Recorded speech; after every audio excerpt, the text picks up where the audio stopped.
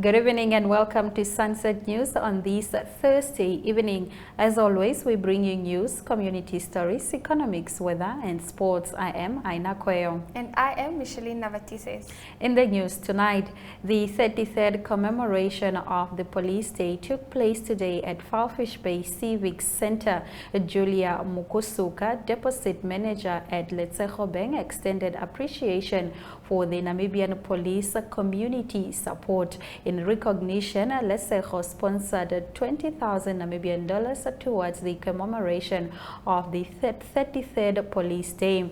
Erongo Regional Governor Neville Andre Itope urged for reflection on the unwavering commitment and sacrifices made by law enforcement. Have a look. The recognition of the dedication and sacrifice of our brave men and women in uniform. It is also a momentous occasion to celebrate the achievement and excellence of the Namibian Police Force. As we are celebrating today, let us reflect on the unwavering commitment and sacrifice demonstrated by our law enforcement officers. In the face of challenge, they stand as guardians of peace and symbols of justice. As a governor of the Erongo region, I'm proud of the exceptional leadership or exceptional relationship I observe between the police force and the community leaders. We have witnessed how beneficial such a relationship is to the region at large, and we are calling on all sectors of society to strengthen the relationship between the police force and them in every corner of our region.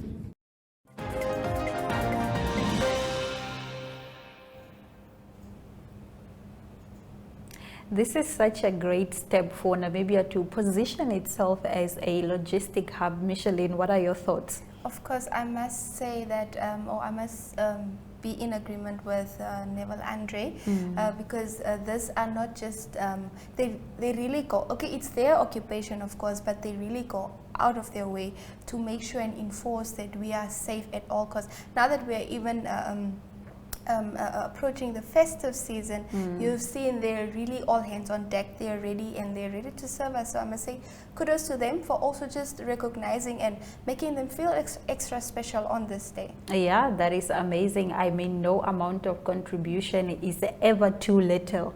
So this is really a great step. Now we move over to our next story. The 40 kilowatt solar power agricultural project was inaugurated this morning at Hatchanas. The donation of this Calms family worth over 1 million Namibian dollars will only save the village energy cost, but also support, will rather not only save the village energy cost, but also support the growth of the variety of vegetables for residents, including an organic family project which started in June this year through the labor of 12 volunteers.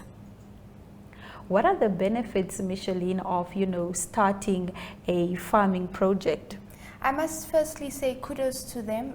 This in itself creates long-time food production, and the local communities do not need to rely on shops, and this is also big on harvesting. In the same vein, it also creates employment, Yes. people that are at home, the youth that is at home or just in the surrounding areas can literally go and start harvesting and get something for themselves, monetarily as well as just taking food home. So I think this is a step in the right direction. I think we need more of these farms jumps in our local area so that we can create employment in every area. Yeah, nothing is more beautiful than seeing a community come together and really take a stand to, even if it's not to put food at the table, just to share love and share work. Yeah, I think that's beautiful. Moving over to our third story, Otavi Cement Group has accused the Namibia Competition Commission of sidelining local companies when it approved the merger between Skeg Namibia and German registered company RWCO GmbH. The NACC last week approved the merger between Skeg Namibia and the RWCO, marking the exit of founding shareholders in the Horongo Cement. The merger will see the 69.83% of Skeg Cement owned in the Skeg Namibia acquired by German registered RWCO. The rest of the shareholding is held by the Industrial Development Corporation, which holds 14.27% of the Development Bank of Namibia, 11.73% of the Development Bank of South Africa. In its opposition in the acquisition, Otavi Cement voiced concerns that the majority shareholding was now being transferred from one German registered entity to another. Otavi Cement said the merger did not address Namibia's skewed economic condition and economic status the Competition Act sought to address.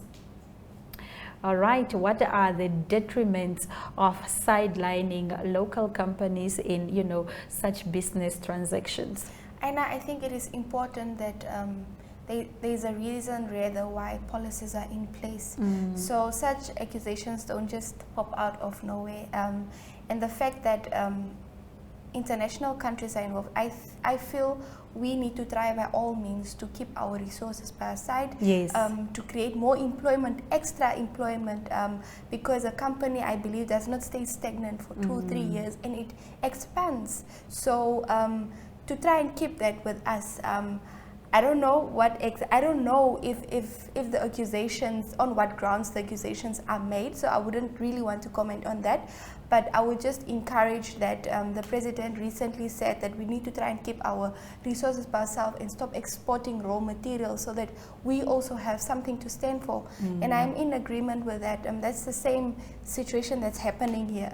All right, and I just want to add on to that, that if these accusations have, solid ground to stand on, I think it's commendable that Otavi Cement then, voiced their opinion or are speaking out against the injustices that they are in their industry.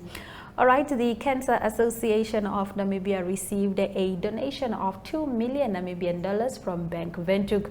These funds were raised through the popular Bank Windhoek Cancer Apple project.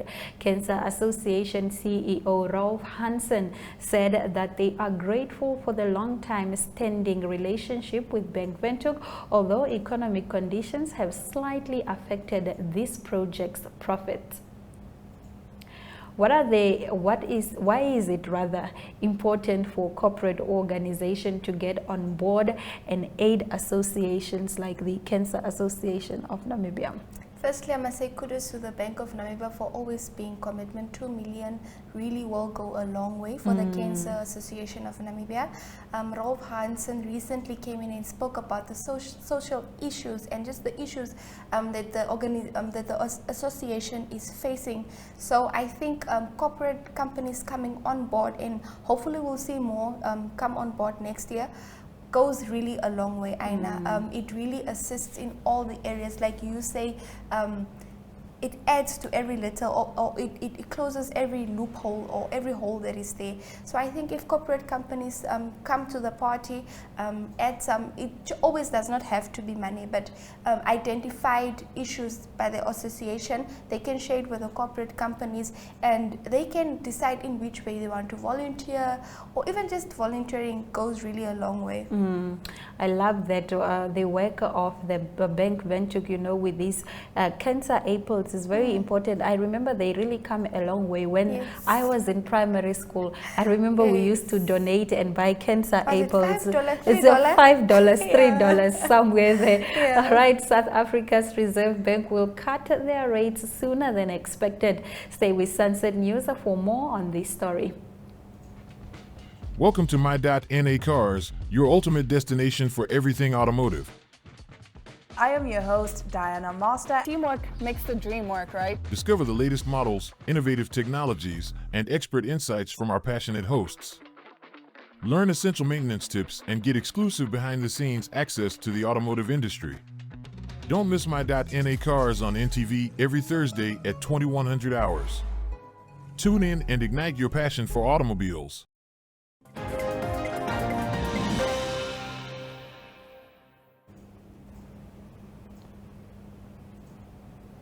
Namibia yesterday inaugurated its first grape export to Europe via Namport. The Chief Executive Officer of the Namibia Ports Authority, the inauguration of the export grapes was made possible by Namibia Grapes Company, a subsidiary of the National Youth Service, and its South African partner Capespan, a leading global distributor, marketer, and producer of fresh produce.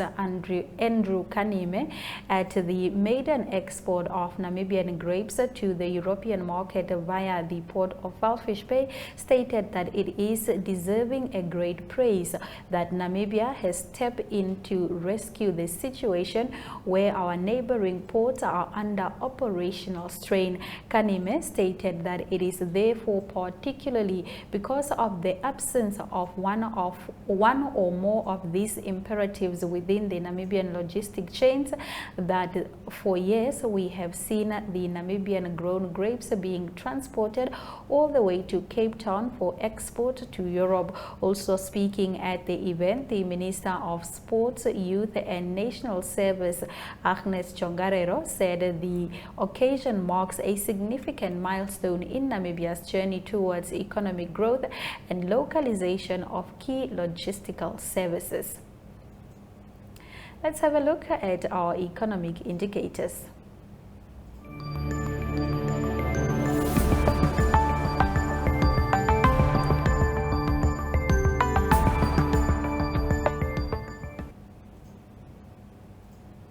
The Namibian dollar trades for 23 Namibian dollars 78 cents to 1 British pound, 20 Namibian dollars 59 cents to 1 euro, 80 Namibian dollars 88 cents to 1 US dollar.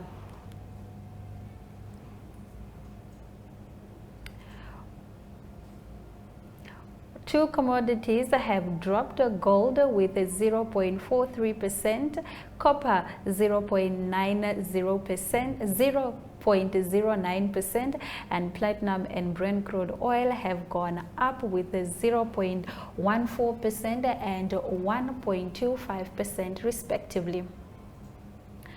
We return with international news after the break. Stay with us.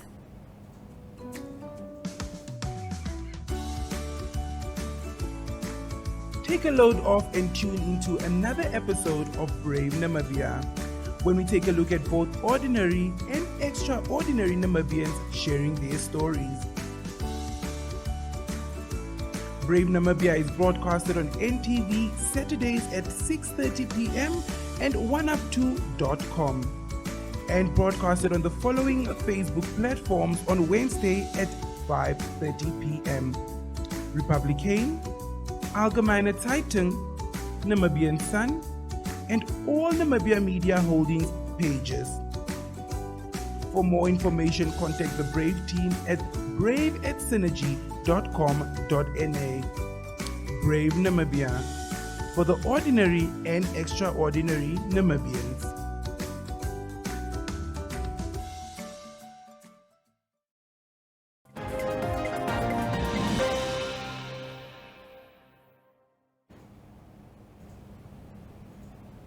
In international news tonight, the truce between Israel and Hamas has been extended for a 7th day. Sources from both sides announced just minutes before the agreement was set to expire. Israel's military said that the temporary pause in fighting in Gaza Strip will continue in light of the mediators' efforts to continue the process of releasing hostages and subjects to the terms of the agreement. In a separate statement, Hamas said an agreement has been reached to extend the temporary ceasefire, which initially began on Friday. The truce will be extended for at least another 24 hours. Micheline, what do you think there should be? Do you rather think there should be a further expansion of the truce? Yes, definitely I think so, Aina. It is always heartwarming and lovely to see that family members are reunited, and I stand strongly for that, as I'm a family-oriented person. It is really not a nice feeling. You don't sleep knowing that what's happening with your family members other side. So I think this truce should be extended so that more family members are reunited. There's been so much damage done, and I think that's the least that could happen now. Yeah, all right. Moving over to our next story, Taiwan's health ministry on Thursday urged the elderly, very young, and those with poor immunity to avoid travel to China due to the recent increase in respiratory illnesses there. A move some experts said was ineffective to manage public health risk. The World Health Organization last week requested China to provide detailed information on the spike, which a WHO official said was not as high as before the COVID-19 pandemic, and that no unusual or novel pathogens have been detected. Taiwan has been very wary of disease outbreaks in its giant neighbor since the severe acute respiratory syndrome outbreak that started in China and killed nearly 800 people globally in 2002 and 2003. Micheline, should the rest of the world be concerned about this outbreak? I think not so much at the moment, because it states that the outbreak spike is not as high as COVID-19. So I think if we can take the necessary precautions before we visit China, and if we visit our local doctors before we head over there just for a business meeting or just for leisure, and I think we ought to be good to go. It's not worrisome at the moment. Okay, do you think to say that people should not travel to China is uncalled for on the side of Taiwan? No. Okay. No. All right, let's move over to the sports desk, where we bring you the sports news courtesy of Sports Rep.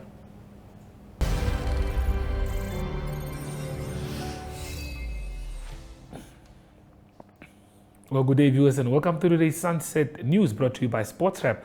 Brave Gladiators fitness and conditioning coach Alfred Njenge speaking about the fitness of his team before they take on Ghana. Let's take a look. Okay, coach, we have been training Namibia for the past 2 weeks. How is the fitness level of the girls looking like?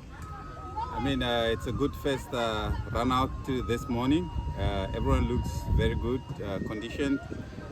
We are just fighting how to acclimatize with the humid weather. You can see how everyone is complaining about the heat, but in between, after another session, I'm hoping the levels will draw down to getting used to the situation right now. So the fitness, I'm not concerned. There's not major injuries. The team is 100%. We are expecting one more player tomorrow or today latest, and then we are good to go. You spoke about the weather and the conditioning. There's much difference compared to our weather. How are the girls taking that in? Of course, 75% of these ladies have never been in such weather, so we are trying to also brush them. Luckily, we are experienced enough, having played in West Africa. Every now and then it helps that you can always tell them that the first 10 minutes you will feel this way, then you have to just get used to that. So we hope they can just quickly acclimatize to that. Well, as we also know, today is Thursday, so let's take a look at what games we have in the Europa League. As you can see, West Ham will be taking on Pakatopola. That's at 6:45, but it looks like that game will be taking place at 7:45 Central African time. We have Roma that are also playing against Servette. Leverkusen take on Haken. Karabakh take on Malde. And then, as we can see, Liverpool are at home to Lask. Definitely a big game there, but Marseille will also be taking on Ajax. So we look forward to a good game there. Well, that's all the news that we do have for you from the Sports Desk. From Brian Munango, it is goodbye.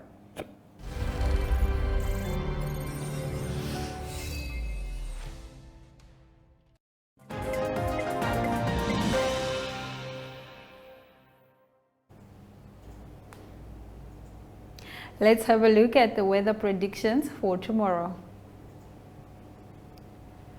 Katima Mulilo and Rundu can expect a minimum of 20 degrees and as well as Omaruru.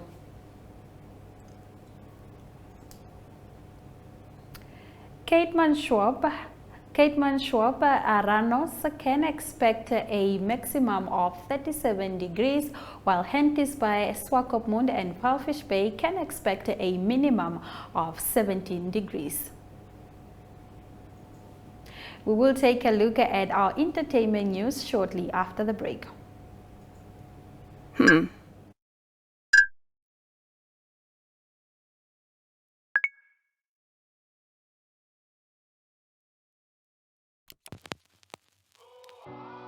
eTicket, your online ticket solution for events and event marketing, bringing you ease of mind and making sure that your event gets out there.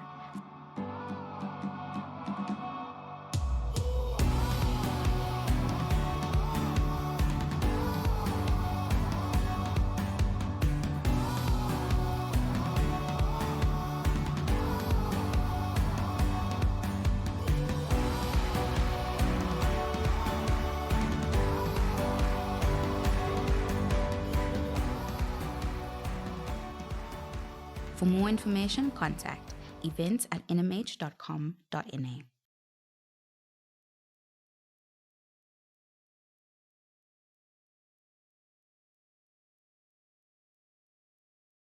It's the Premier League, all on DSTV. All the goals, clashes, and moments. All of Rashford, Salah, and Saka. Their start is getting better and better and better. All in HD. Available on all these bouquets to choose from. To watch on all these devices. Get DSTV with an HD decoder, free installation, plus 1 month compact for 1,549 Namibian dollars. It's the Premier League, all on DSTV.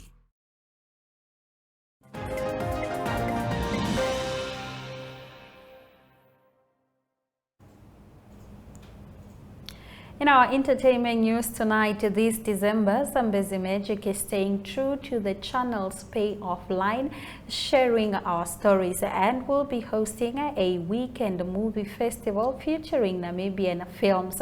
The availability of these films on Zambezi Magic speak to the growing aperture of the local content from the land of the brave, and we couldn't be more excited to see our stories on screen, stated MultiChoice Namibia Managing Director Roger Hertz. The festival kicks off on the 2nd of December, that is a Saturday 2023 at 8:30 p.m. with the Namibian film Chef's Kiss, a story about an amateur chef who must win a cooking competition to pay her father's gambling debt. Following that, on the 9th of December, that is a Saturday at 8 p.m., Okalila is on the channel. The film tells a story of a self-serving project coordinator for a rural development agency who reluctantly goes to a village in northern Namibia to find answers and secure the promotion he wants. Stay tuned to Zambezi Magic on DSTV channel 162 and GoTV channel 16 for more authentic local stories. What an amazing initiative. What is your take on this? Of course, before I just head into it, I must give kudos to Glenn. She was one of the script writers for one of the local movies, and that was Chef's Kiss, and I must say I enjoyed it from beginning to end. Okalila as well. We have great local actors and actresses in our country. We are really sleeping on them, and the Mukoro project just showed that they're really amazing, and that the world is their oyster. They can go out there and show themselves. Now that we are even crossing borders, they can be scouted, and it's just a great opportunity to see them on not just our Namibian screens, but also just over the borders. I'm a proud Namibian now. Yeah, also just to be, like you said, across the border, to be on such big platforms, because Zambezi Magic is an incredible, huge platform.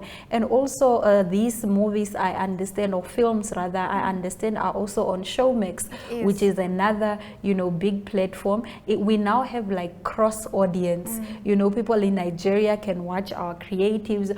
All over the world basically can watch our creative. They can share in our culture, and they can be a part of our story, which is always beautiful. Of course, and we must also just say kudos to the producers. It really takes a lot. I can't fathom how they really do it. Just the behind the scenes and everything that goes into just making one movie. Sleepless nights, cut, shoot, let's do it again. It's a lot that's happening. Yeah. But it looks so effortless when we watch it. Yeah. All right, and with that, we've come to the end of tonight's broadcast. Please do make sure you join Sunset News on Facebook, on all NMH platforms on weekdays, as well as on our website, which is called oneup2.com. Sunset News screens on DSTV channel 285, as well as GoTV channel 25, every weekday from 7:30 p.m. to 8 p.m. This has been Sunset News. Please don't end your day without us. Good night.